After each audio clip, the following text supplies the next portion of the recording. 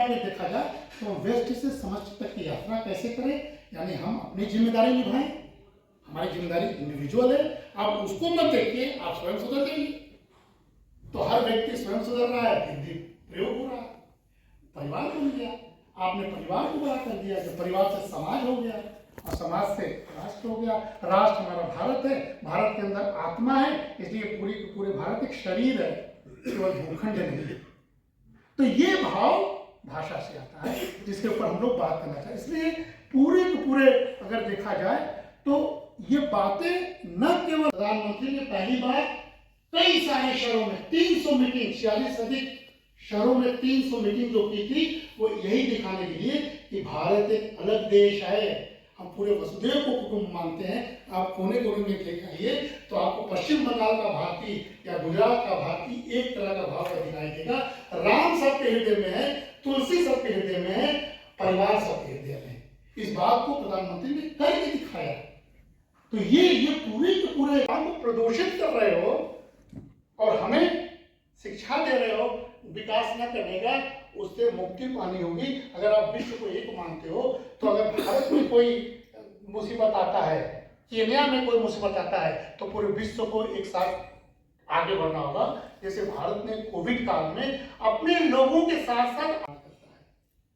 परिवार समाज का निर्माण करता है, समाज राष्ट्र का निर्माण करता है, राष्ट्र विश्व का निर्माण करता है और विश्व समष्टि का निर्माण करता है, पूरे ब्रह्मांड का। ये चैन है। इसलिए G20 में मुझे गौरव हुआ कि G20 का यूपी का मुझे सरकार ने एम्बेसडर बनाया था, मैं इस तरह का भाषण देता था।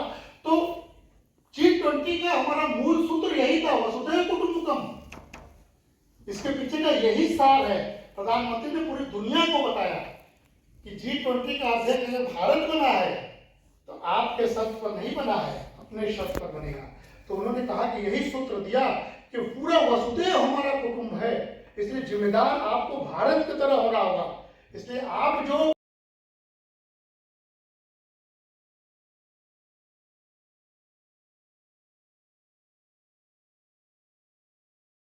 आजाद हो गए तो अपनी भाषा में हमको देश का निर्माण करना है, ये गांधी ने कहा था और गुजरात ने कहा था। तो ये जो हमारे राजभाषा का जो कॉन्सेप्ट है, ये यही था कि हम राजभाषा को औपचारिक रूप में न समझें। अगर आपने हमको बुलाया है तो एक शिक्षक के नाते मैं ये कह सकता हूँ कि इसके अंदर जो ये गुण है, भाषा विभेद को नहीं पैदा कर सकता है। अगर आपसे हम भाव से नहीं मिल पाए, आपसे हम प्रेम नहीं कर पाए, आपसे हम कोई सही मायने में संचार नहीं कर पाए, संप्रेषण नहीं कर पाए, तो हमारा आपका मनुष्य होना बेकार है।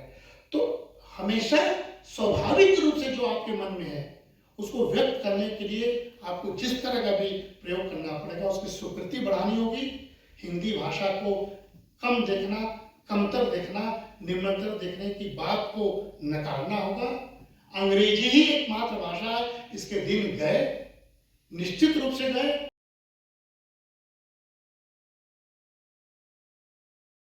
अब हम लोग सहयोग में आके हिंदी बोलने लगे, लस्सी भी पीने लगे और सड़क पर चाय भी पीने लगे, तो बदल गया भाव और एक तरह से पारिवारिक, एक तरह से संयोग हो गया। तो इस प्रकार हिंदी को कम न समझे, भाव को व्यक्त होने से रोके ना, जो जिसकी भाषा है उसका प्रयोग करे। हिंदी को राजभाषा के रूप में संवैधानिक दर्जा मिला है, इसलिए उसको अलंकार के रूप में, अलंकृत रूप में, गहने के रूप में स्वीकार करें। कुछ न कुछ रोज लिखने की प्रयास करें, किसी भाव में लिखें, कार्यालय के अलावा भी। और अगर किसी भी भाषा का कोई हो, किसी भी प्रदेश का कोई हो, अगर हिंदी एक सूत्र के रूप में हम लोग मानेंगे तो भारत एक राष्ट्र के रूप में प्रदर्शित हो सकता है। और हम बार बार कर रहे हैं कि हमारा राष्ट्र और दुनिया का राष्ट्र अलग है। हमारे राष्ट्र में प्राण है,